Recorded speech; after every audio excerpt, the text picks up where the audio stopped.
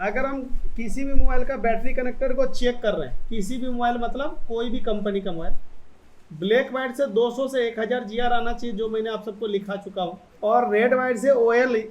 इसमें जब हमें स्क्रैच करेंगे तो जितना भर बॉल है ना, केवल वही स्क्रैच करना है।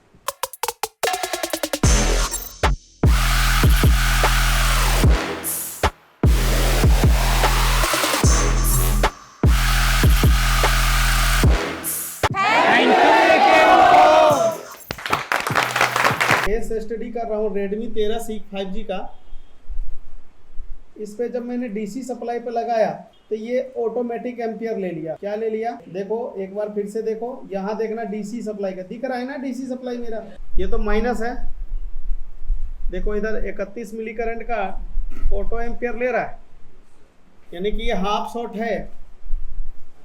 तो बिना ऑन ऑफ स्विच दबाए अगर ले रहा है तो पावर आईसी का इनपुट में गड़बड़ है। पावर आईसी का इनपुट दो होते हैं, पहले होते हैं बीबेट चार्जिंग आईसी तक जाता है, वहां से बीपीएच बन जाता है। तो अब मुझे ये दोनों लाइन को चेक करना पड़ेगा। तो मैं वोल्टेज में जाऊंगा, इन और आउट वोल्टेज को क्लिक करूंगा। अब मुझे ये चीज देखना है कि यहाँ पे एक तो बीबेट लिखा है, एक बीपीएच लिखा है। जो ये बीबेट आप देख रहे हो जिसपे 4.0 वोल्ट लिखा हुआ है, ये बैटरी कनेक्टर से चार्जिंग आईसी तक आया है। और जिस पे आप बीपीएच देख रहे हो वो चार्जिंग आईसी से निकल के पावर आईसी तक जा रहा है। अब यही चीज हमको बीटमैप खोलना है। अच्छा, बहुत से लोगों को सिर्फ यही दिख रहा होगा, बहुत से लोग ये भी मतलब सोच रहे होंगे सर जी किस एरिया में काम कर रहे हैं, मतलब मदरबोर्ड में कितने अंदर काम कर रहे हैं, समझ रहे। अगर मैंने यहाँ दिखा दिया और उसको मदरबोर्ड दे दिया, बहुत से लोग ऐसे लेवल पे हैं वो यहाँ से देखेंगे, यहाँ सर जी ये वाला था क्या, ये था क्या। वो ये इतना दिमाग नहीं लगाएंगे कि यहाँ सर जी ने दिखाया ये स्क्रू लगा है, इसके ऊपर है, यहाँ सिम ट्रे खत्म हो रहा है, उसके नीचे है, इधर सीपीयू से बगल में है। वो इतना दिमाग नहीं लगाएगा, समझ रहे हो ना बात को। कुछ इस लेवल के होते हैं सीखने में, उनको ये भी नहीं पता है कि सर जी किस एरिया में यहाँ मार्क कर रहे हैं, कितने अंदर बोर्ड है। थोड़ा दिमाग में सोच लेंगे कि यहाँ स्क्रू है, स्क्रू के थोड़ा ऊपर है नहीं। जब मैं मदरबोर्ड में चेक करूंगा तो यही चेक करूंगा। कुछ लोग इतना दिमाग में सोचते हैं। कुछ लोग क्या है, अच्छा बीपीएच बताया होगा, है ना, होगा बीपीएच होता होगा, अपने को क्या है नहीं। सर जी बोल रहे हैं तो हो ही सकता है, हो ही जाए, बाकी अपने को तो पता नहीं। कोई इस लेवल का सोचते, समझ रहे बात को। तो थोड़ा सा मेहनत करो, ये भी ध्यान दिमाग में डालो कि सर किस एरिया में बता रहे हैं, कहाँ बता रहे हैं, कहाँ बता रहे हैं। मदरबोर्ड में हम अगर देखें तो किस एरिया में देखें, समझ रहे बात को। अब मैं बीटमैप में जाऊंगा तो यहाँ पे सीधी सी बात है, अब मुझे यहाँ पे ज़्यादा दिमाग नहीं लगाना है कि बीबेट कौन सा है, बीपीएच कौन सा है। ये चार्जिंग आईसी है, देखो ये स्क्रू का है, ये हमारा बीबेट है, क्या है। अगर मैं बीबेट पे क्लिक किया, ये एक तो बैटरी कनेक्टर से ही आ रहा है ना। अगर मैं यहाँ पे जीआर चेक कर लूँ तो कम से कम मैं समझ लो इतने लाइन का जो इनपुट है, अगर इसमें से कहीं भी शॉर्टिंग होगा तो हमें पता चल जाएगा। मानते हो इस बात। अब बीबेट चेक करने के लिए क्या हमें सील्ड उतारने की जरूरत है क्या? क्यों उतारने की जरूरत नहीं? क्योंकि बैटरी कनेक्टर तो सील्ड से बाहर है। अब मैं बहुत से बता दिया बैटरी कनेक्टर, बहुत से यहाँ से भी बोलेगा अच्छा ये वाला होगा बैटरी कनेक्टर, ये तो पक्का होगा। वो इतना दिमाग नहीं लगाएगा यार, जहां बैटरी लगता है ना वही बैटरी कनेक्टर। समझा बात को? सही बोल रहा हूँ गलत बोल रहा हूँ? मतलब सर को सिर्फ ये नहीं बताना है कि बैटरी कनेक्टर, ये भी बताने हैं कि यही बैटरी कनेक्टर है, और दूसरे फोन में भी बताने हैं कि ये वाला बैटरी कनेक्टर। समझ रहे बात को? चलो ध्यान दो। अगर हम किसी भी मोबाइल का बैटरी कनेक्टर को चेक कर रहे हैं, किसी भी मोबाइल मतलब कोई भी कंपनी का मोबाइल, ब्लैक वाइट से 200 से 1000 जीआर आना चाहिए, जो मैंने आप सबको लिखा चुका हूँ। और रेड वाइट से ओएल या 1000 प्लस आना चाहिए, या तो 1000 प्लस दिखाएगा या तो ओएल दिखा देगा। तो ये लाइन ओके, देखो पावर आईसी का इनपुट लाइन खराब भली है, लेकिन कह रहा बीबेड लाइन ओके है। क्या है? मल्टीमीटर ओके करार दे दिया। अब हमको चेक करना बीपीएच। अब हमें बीपीएच चेक करने के लिए क्या हमें शील्ड उतारना पड़ेगा क्या? अगर इसका कोई जुगाड़ है तो, क्योंकि यहाँ से एक बीपीएच लाइन निकल रहा था, ये वाला।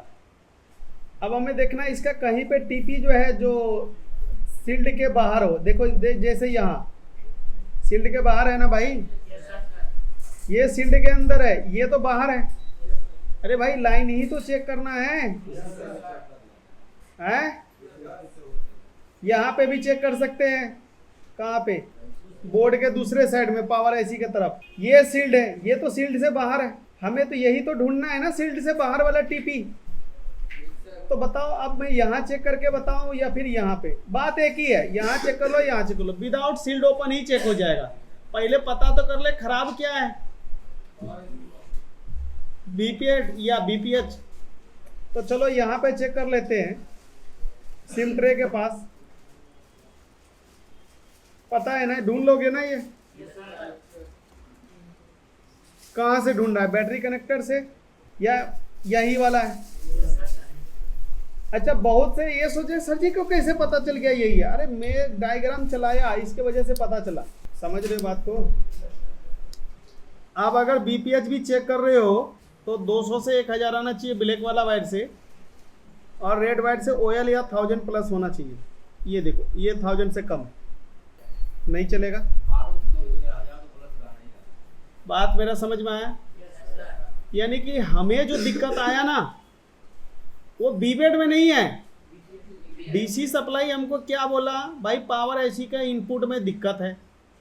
मैंने आपको डायग्राम बना के समझाया था। पहले बैटरी कनेक्टर से चला बीबेड, फिर उसके नाम बदल के हो गया बीपीएच, क्योंकि बीच में चार्जिंग आईसी लगी है।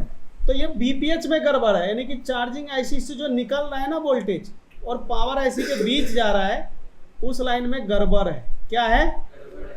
तो अब हमें एक बार डीसी सप्लाई डायरेक्ट हमको बीपीएच में डालना है, ना कि बीबेड पे। अगर हम बीबेड पे डालेंगे तो चार्जिंग आईसी क्या करेगा, इस मोबाइल में एम्पियर को कम करके आगे पास करेगा। क्या करेगा? तो हम एम्पियर भली 5 डाल रहे हैं, देखो डीसी मशीन में 5 एम्पियर है ना, लेकिन ये 5 एम्पियर बीपीएच तक पहुंच रहा है नहीं पहुंच रहा है, इसकी कोई गारंटी नहीं है, क्योंकि बीच में क्या लगा है? चार्जिंग आईसी लगा है। इसी के लिए हम क्या कर रहे हैं, इस फोन के अंदर डायरेक्ट बीपीएच में 5 एम्पियर डाल रहे हैं। समझ रहे बात को? अब देखो, जब मैं बीबेड को चेक किया था, बीबेड पे हमको कितना शॉर्टिंग बता रहा था, केवल 30 मिली करंट बता रहा था ना। लेकिन जब मैं बीपीएच पे लगाया तो यहाँ पे देखो 40, 42, 43 दिखा रहा है। तो यहाँ पे गड़बड़ है, बीपीएच में गड़बड़ है। अब ये जो बीपीएच लाइन जा रहा है चार्जिंग आईसी से निकला, सीपीयू के नीचे कुछ कंपोनेंट लगे हैं और ये ऊपर लगे थे, और ये पावर आईसी के पास लगे। तो हमें क्या करना है ना, केवल यही वाला शील्ड ओपन करना है, पूरा नहीं। नेटवर्क सेक्शन करने की आवश्यकता है क्या? बीबेड तो ओके, हमको केवल बीपीएच में देखो कहाँ कहाँ जा रहा है, पावर पे जा रहा है। पावर का शील्ड हम ओपन कर देते हैं। यहाँ पे भी देखो जा रहा है। यहाँ पे जैसे मैं यहाँ शील्ड हटाया ना, देखो यहाँ वाटर डैमेज है। एक मेरे से कैपेसिटर भली टूट चुका है शील्ड उतारने में, ये वाला। और ये वाटर डैमेज है, क्या पता यही शॉर्ट था, ये मुझे को पता नहीं है, लेकिन यहाँ वाटर डैमेज हुआ पड़ा है। देखो समझ में बात कुछ आया? यहाँ पे ये, और ये आईसी कौन सा है? Display IC. अब मेरे को कैसे पता चला कि इसमें यार बीपीएच लाइन ही गड़बड़ है? केस स्टडी देखा आपने? हाँ, एक भाई पूछ रहे थे सर जी इसमें प्रॉब्लम, ये फ़ोन डेड है। कोई फ़ोन हाफ शॉट में ऑन होता है, बट उसमें बैटरी बैकअप कम हो जाता है। समझ रहे हो? लेकिन ये फ़ोन ऐसा था, 5G है, ये हाफ शॉट पे ऑन नहीं होगा। क्या नहीं होगा? हाफ शॉट पे ऑन नहीं होगा, ये बंद रहेगा। समझ रहे बात को? हाँ जी भाई लोग, तो इसको समझते हैं ज़रा। पहले तो हम ये देखते हैं क्या अभी भी शॉर्टिंग है या फिर जो मैंने कैपेसिटर तोड़ा उसके साथ ही चला गया। यहाँ पे भी वाटर डैमेज है, पूरा सील्ड पे गया और अंदर पानी आ गया। कैसे आया?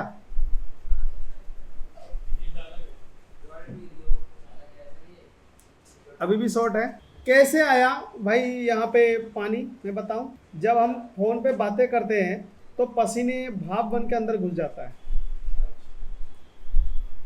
फिर उसको जहाँ ठंडक मिलता है वहाँ बैठ जाता है, जो भी हेडफोन यूज नहीं करता है। आप बोलोगे सर जी डॉक्टर तो हेडफोन यूज करने से मना करता है। 2 जगह पे गर्म हो रहा है। पहले हो रहा है यहाँ पे एक छोटी सी आईसी है जिसको हम मोबाइल के दुनिया में डिस्प्ले आईसी के नाम से जानते हैं। बोला ना ये डिस्प्ले आईसी है। तो हमें क्या करना है, इस डिस्प्ले आईसी को निकाल देना है। समझ रहे हो? फोन ऑन हो जाएगा बट ग्राफिक नहीं आएगा। क्यों नहीं आएगा ग्राफिक? क्योंकि डिस्प्ले आईसी निकला हुआ है। तो कैसे आएगा? अच्छा, मैं इसको क्या क्यों कर रहा हूँ इसको क्लीन? क्योंकि मुझे देखना इसका डॉट इंडिकेशन है। दिख गया सबको? दिखा किधर के तरफ है? इधर के तरफ। मैं इधर ऐसे निशान दे रहा हूं। चलो इसको निकाल देते हैं बाहर।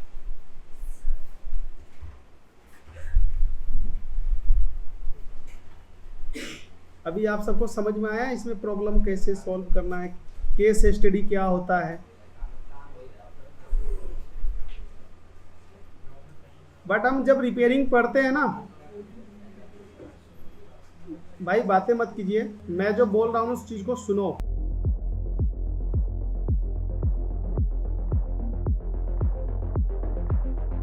आपको नहीं सुनना तो हमको बताने में भी कोई खुशी नहीं है।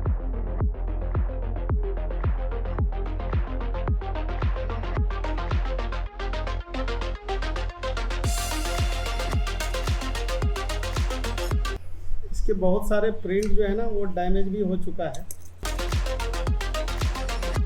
बहुत सा तो दिख गया, एक तो बिल्कुल ही चला गया। जिलेबी ही काम करेगा।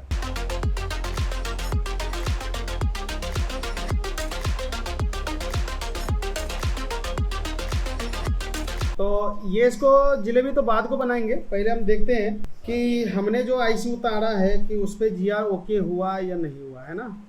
चलो यहाँ से जिलेबी बनाना पड़ेगा आपको, कोई दिक्कत नहीं, वो बन जाएगा। पहले तो हमको चेक करना है कि इसका जीआर, अब देखो रिवर्स में 365 आ रहा है या 369 आ रहा है, और फॉरवर्ड के अंदर जो है वो देखो 1000 प्लस निकल गया, जबकि पहले यहाँ पे जीआर 900 का दिखा रहा था।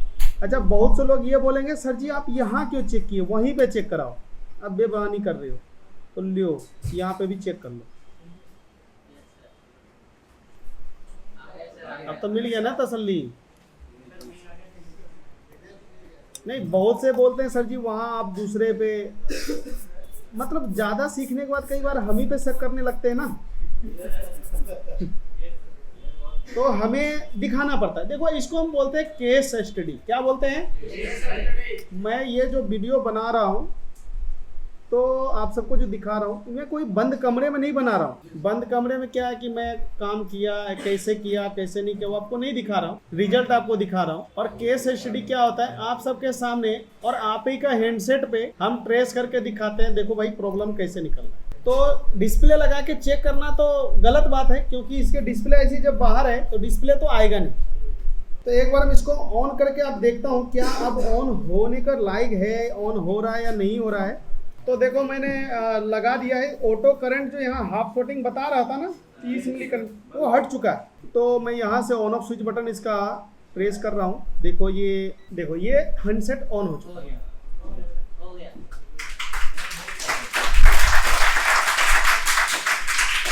ऑन हुआ। इसको हम बोलते हैं केस स्टडी।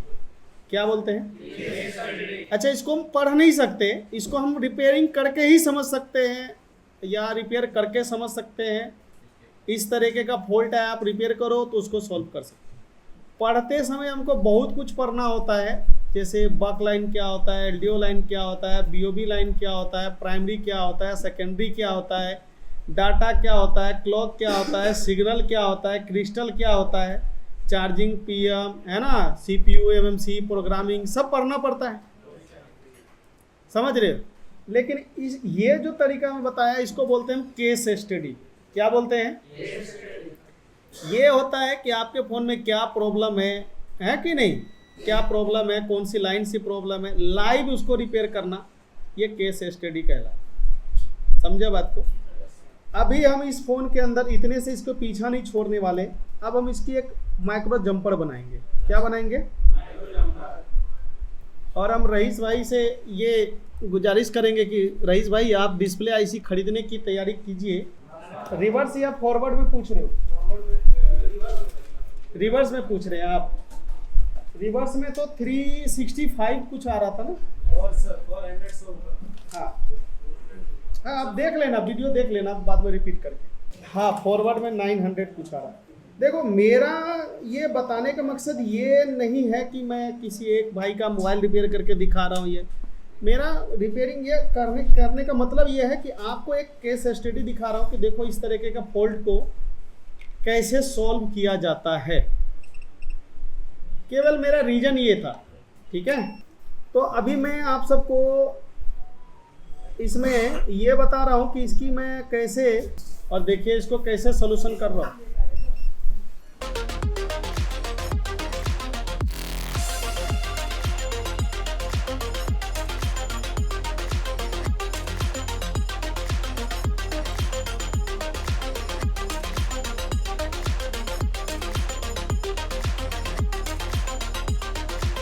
देखो स्क्रैप बोर्ड पे काम करना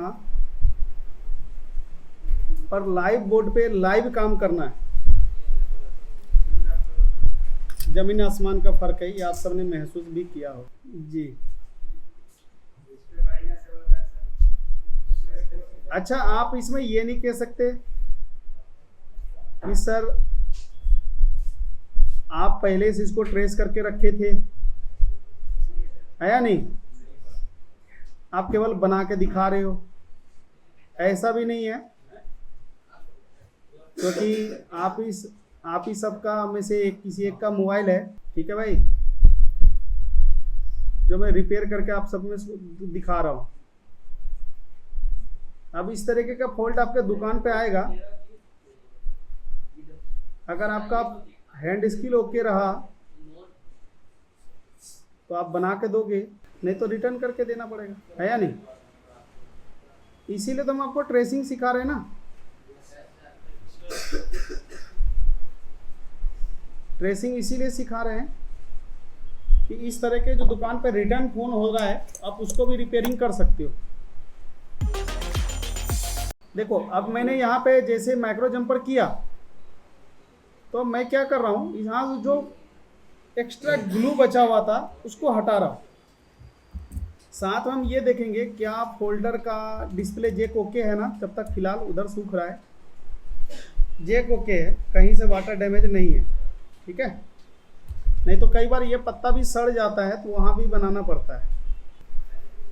इस तरीके का काम में ना मतलब कंपटीशन नहीं मिलेगा, मतलब बहुत ज़्यादा टेक्नीशियन आपको इस लेवल का काम करते हुए नहीं मिलेगा। अब ये फ़ोन डेड आया, अब उनको तो नहीं पता, वो सीधा क्या करेगा, सीपीयू पे हिट मारेगा, एमएमसी पे हिट मारेगा। अगर वो मार देता तो ऑन होता क्या, वो छेड़ दिया, है या नहीं। अब वो किसी और दुकान पे गया जिसको केवल हैंड स्किल ही सीखा है, ट्रेसिंग नहीं सीखा है, तो क्या करेगा, वो केवल उसको आईसी रिवॉल्व कर देगा, सीपीयू एमसी, फिर भी फ़ोन ऑन नहीं होगा। समझ रहे बात को। वो फ़ोन कौन बनाएगा, जिसको ट्रेसिंग आता हो। समझा बात को। इसीलिए ट्रेसिंग सीखना बहुत ज़्यादा ज़रूरी है। ट्रेसिंग अगर आपको आता है तो काफ़ी जल्दी आप सक्सेस कर जाएंगे। इसमें ज़्यादा आपको फ्लक्स ये नहीं लगाना है, यूवी। इसलिए मैं यहाँ पे जो ये जंपर वायर देख रहे हो ना,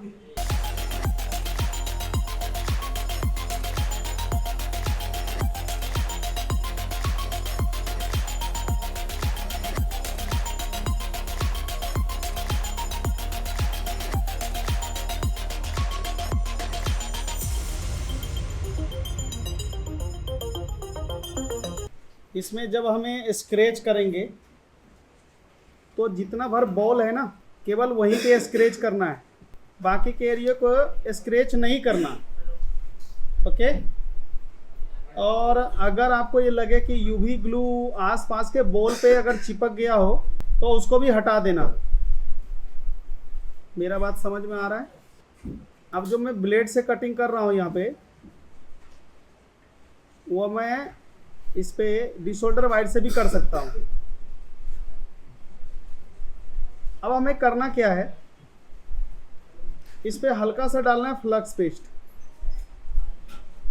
इस पे जो हमने जंपर से बनाया है ये वाला, ठीक है जी। और इस पे डालना है हल्का सा 183 PPD को।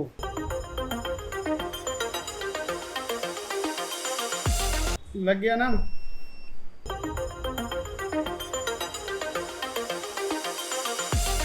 अब इस वाले पॉइंट जो हमने बनाया है ना, उस पे देखना है कि क्या इस पे जीआर आ रहा है नहीं आ रहा है। क्यों भाई? जीआर आ रहा है, यानी कि कनेक्टिविटी ओके है। हमें अब करना क्या है, जहां पे हमने ज्वाइंट किया है जंपर को, समझ गए बात को, उस पे केवल यूवी लगा देना, थोड़ा मजबूती दे देना है। ऐसा नहीं कि मैं आईसी लगाते जाऊं और वो टूट जाए। क्या इस वीडियो से आपको कुछ सीखने को मिला नहीं मिला, ये बताओ। देखो, आप वीडियो देखते रहा करो। अगर आप सबको कोई ऐसा लेसन है, ठीक है, जिस लेसन में दिक्कत है आपको फ़ोन बनाने में, आप उसको कमेंट भी कर देना, ठीक है। मैं उसी लेसन से रिलेटिव वीडियो बना करके आपको केस स्टडी जब भी मेरे पास आता है, उस लेसन से, उस फॉल्ट से रिलेटिव वो बना के अपलोड कर दूंगा। लेटेस्ट पे कर देना या फिर जो चल रहा है उस पे कर देना। पुराने पे करोगे तो मुझे पुराने पे जाके पढ़ना पड़ेगा। जो लेटेस्ट वीडियो आ रहे हैं यूट्यूब पे ही करना। तो मैं उस लेसन पे जब भी मेरे पास हैंडसेट आएंगे उस टॉपिक से रिलेटिव, तो मैं केस स्टडी बना दूंगा। केस स्टडी वीडियो काफ़ी ज़्यादा हेल्पफुल होता है रिपेयरिंग करने वाले। देखो, केस स्टडी क्या है, हर एक चीज़ समझा करके चीज करके मैं करके दिखा रहा हूँ। रिपेयरिंग में क्या, एक बंद कमरे में बैठूंगा, फोन लूंगा, मैं रिपेयर करके दिखा दूंगा। अगर वो फोन 6 घंटे में रिपेयर हो रहा है तो भी मैं आपको 10 मिनट में ही दिखाऊंगा कि देखो 10 मिनट में रिपेयर हो गया। केस स्टडी में क्या होता है कि हमारे क्लास में स्टूडेंट होता है, स्टूडेंट के सामने वो रिपेयर होता है, तो भाई वो भी, उसको भी पता है कि कितनी देर में फ़ोन रिपेयर हो रहा है या नहीं। अभी इसके आईसी गया लेने के लिए, इस वजह से हम वेट कर रहे हैं, नहीं तो अब तक में हो गया होता। जो आपको कैपेसिटर यहाँ पे वाटर डैमेज दिखे तो देख लेना, दोनों तरफ 0-0 नहीं आना चाहिए, दोनों तरफ 0-0 नहीं आना चाहिए। हालांकि इस पे 0-0 नहीं है, तो यानी कि ये लाइन ओके। जैसे यहाँ कंपोनेंट था निकल गया, एक तरफ 0-0 आ रहा है, एक तरफ जी आ रहा है, यानी कि ये लाइन ओके। पैरेलल भी है, ये भी पता चलता है कि पैरेलल है। दोनों साइड जी आ रहा था, फिर वो कंपोनेंट हमें लगाना पड़ता। अच्छा, मुझे ये बताओ कि फ़ोन में कौन कौन सी आईसी नहीं रहेगा तो फ़ोन ऑन हो जाएगा। लाइट ऐसी, ग्राफिक ऐसी, नेटवर्क ऐसी, 4GPA, 5GPA, 2GPA, WTR है ना, WTR, वाईफाई ऐसी है ना, और ऑडियो ऐसी, रिंगर ऐसी है ना, लाइट ऐसी, डिस्प्ले ऐसी। अगर ये सब नहीं होता है फिर भी ऑन हो जाएगा। जैसे कि अभी डिस्प्ले ऐसी इसका ख़राब था, मैंने निकाल दिया था, फिर भी हैंडसेट ऑन हो गया। ऐसी कौन कौन सी आईसी है जिस आईसी के निकल जाने से या ख़राब हो जाने से फ़ोन ऑन नहीं होगा? केवल 4 आईसी है। सबसे पहले चार्जिंग आईसी है, दूसरे में पावर आईसी है, तीसरे में सीपीयू है और चौथे में एमएमसी। और अगर वो डबल टेकर है तो रैम भी है। जैसे आजकल के 5G हैंडसेट आ रहे हैं, उसके अंदर सीपीयू, रैम, रोम अलग मिल रहे हैं, तो वो तो आपको ऑन जो है वो नहीं होगा। मतलब उसमें 5 ऐसी हो जाते हैं। ठीक है, RAM ROM, CPU MC। RAM और रोम में फ़र्क ये है कि रोम के अंदर आप फ्लैश फाइल वगैरह डाल सकते हो, फ्लैशिंग करते हो, रोम के अंदर डालते हो। रैम जो है ना वो मतलब कि स्टोरेज नहीं है वो सिर्फ जब कोई एप्लीकेशन को काम करोगे, जैसे आप कोई, जैसे मान लो गेम खेल रहे हो या व्हाट्सअप चला रहे हो या फेसबुक चला रहे हो, जब वो रनिंग मोड में वो एप्लीकेशन रहेगा तो वो रैम के अंदर रन करेगा। कहाँ करेगा? रैम के अंदर ही रन करेगा, समझ रहे हो। और उसको अगर हम क्लोज कर दिए, क्लोज करने का मतलब अनइंस्टॉल नहीं किए, हमने ऑफ मतलब होम बटन दबाया, उसको रिसेंट से भी हटा दिया, तो वो प्रॉपर रोम के अंदर पहुंच गया। रोम के अंदर वो रहता ही है। जैसे व्हाट्सअप हमने लोड किया था तो वो मान लो कुछ MB का था, जैसे जैसे चला रहे वो GB में कन्वर्ट हो जा रहा है, 20 30 GB कन्वर्ट कर रहा है। तो 20 GB 30 GB कहाँ पे जा रहा है? वो रोम में जाएगा। कहाँ जाएगा? उसके अंदर जो भी आप फोटो वगैरह जो भी चीज़ था वो सारे रोम के अंदर स्टोर होता रहे, तो वो रोम में चला जाएगा, रैम के अंदर नहीं मिलेगा। रैम के अंदर कब होगा? जब आप उस व्हाट्सएप को यूज करोगे तो आपके रैम के अंदर आ जाएगा। क्या आ जाएगा? रैम के अंदर आ जाएगा। और जब तक आप यूज करोगे तभी तक रैम के अंदर रहेगा, नहीं तो वो हट जाएगा, क्लीन हो जाएगा। समझ रहे हो? जैसे कि कोई एक आप बैठे हो क्लासरूम में, उसके बीच में एक रास्ता है, तो ये रास्ता हो गया रैम, और आप जहाँ बैठो वो हो गया रोम। दोनों ही जगह है, दोनों ही मेमोरी है, लेकिन रैम का काम क्या है? जब हम आपको कुछ काम करने आप बाहर आएंगे तो रैम से ही यूज होकर के आप हमारे पास आ पाएंगे, और हम हुए CPU, तो आप रैम से होके ही आ पाओगे। समझ रहे बात को? और काम कर लिया, फिर जाके अपने जगह पर बैठ गए, तो वो आप रोम में जाके स्टोर हो गए फिर से। तो रैम का भी काम वही है, जो आपका जो डाटा होता है और रीड राइट में स्पीड करके काम करता है। अगर आपके फ़ोन में रैम की जगह कम है, पतला है जगह, तो कोई भी सामान निकलने और भरने में आपको समय लगेगा, मोबाइल हैंग करेगा, स्लो चलेगा। समझ रहे बात को? जी। हम रोम को फ्लैश स्टोरेज भी बोलते हैं, स्टोरेज मेमोरी। और देखो, हमने तो इसकी डॉट इंडिकेशन तो देख ही लिया था। बहुत से लोग का ये क्वेश्चन भी होता है, सर हम जब नया IC लाते हैं तो क्या उसको रिवॉल्व करना है? क्या कुछ नहीं करना, फ्लक्स पेस्ट रखो, डॉट इंडिकेशन मैच करो और उसको बैठा दो। आपको 2 IC लेकर आना चाहिए था।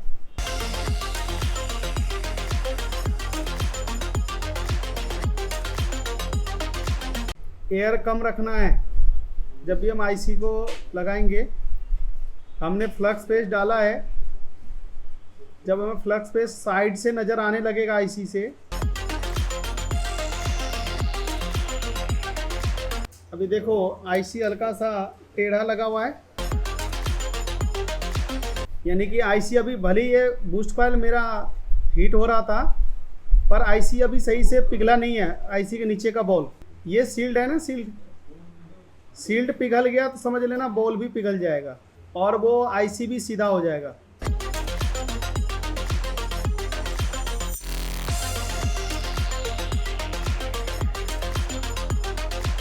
हो गया ना सीधा? अब भाई जब भी आप छोटी IC खरीदते हो ना, तो 1 पीस मत लिया करो, 2-3 पीस लिया करो, क्योंकि ये सारे मॉडल ना बहुत सारे फ़ोन में IC चल जाता है, वेस्ट नहीं जाएगा। अभी तो आप मार्केट में बैठे हो इसलिए आप 1 पीस खरीद लिए, लेकिन आप दूर रहोगे थोड़ी ना फिर 1 पीस के लिए खरीदने आओगे। ऑन तो हो ही गया था, एक बार हम चेक करते हैं क्या ग्राफिक आया नहीं आया। ठंडा होने देते हैं एक बार बोर्ड को। गर्म बोर्ड पे कभी भी आप इस पे आप वोल्टेज वगैरह मत देना, नहीं तो बोर्ड खराब हो जाता है।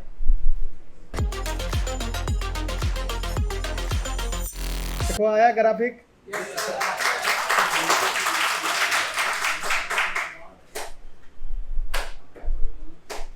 ग्राफिक आ गया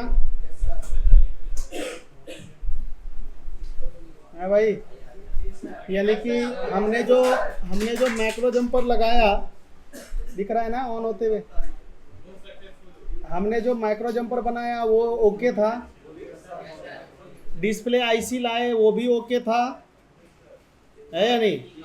और जो हमने केस एसटीडी दिखाया वो भी ओके था। देखो ये पूरा ऑन हो गया। तो देखो भाई, जो अच्छा मार्केट में करोल बाग में रिपेयरिंग सीखने से फ़ायदा ये होता है कि रिजल्ट आपको फास्ट दिखाई देता है, तुरंत सामान मिल जाता है। अगर यही चीज़ आप करोल बाग से कहीं दूर जा करके ट्रेनिंग लेते तो जाहिर सी बात है 2 पैसे सस्ते में सीखते, लेकिन रिजल्ट इतनी फास्ट आपको नहीं मिलता। अब जो आईसी मिला तुरंत गए भग के ले आए, और एक पीस भी आईसी मिल जाता है या नहीं? कोई दे ना दे, हम एकेटी में तो एक पीस भी आईसी दे देते हैं, है या नहीं? तो समझ में आया? चलो भाई, धन्यवाद।